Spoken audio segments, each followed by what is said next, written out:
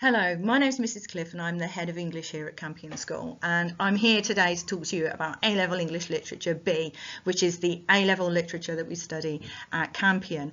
How does it differ from GCSE? Well, you get to explore a real range of texts, but in much greater depth, and you kind of build on some of the contextual knowledge that you have from your GCSE, but explore the full canon rather than just individual elements.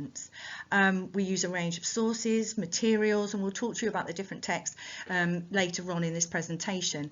For the exam, you sit two papers. Paper 1 is closed book, conventions of tragedy, and paper 2 is open book and is conventions of crime fiction, which is a particular favourite of mine.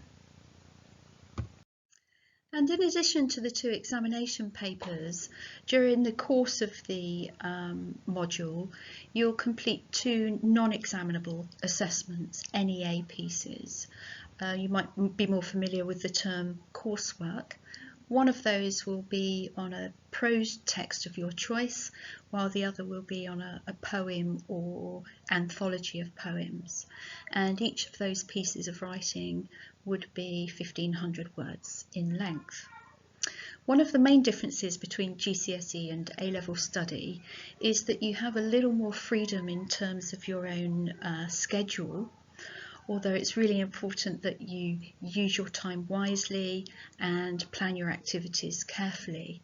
But you'd have a combination of tutorials with your teachers, supervised study periods in the sixth form centre.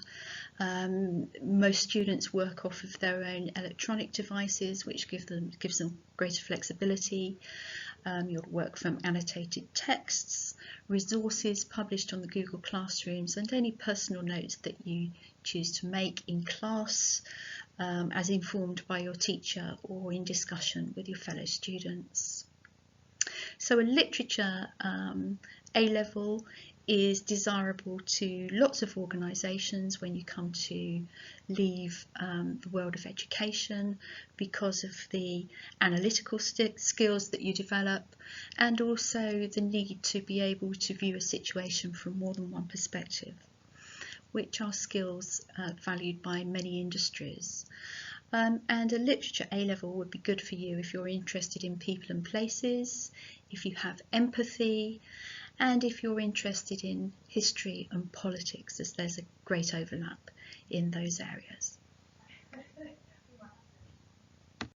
Hello, I'm Mrs. Wisby and I also teach A-Level English Literature.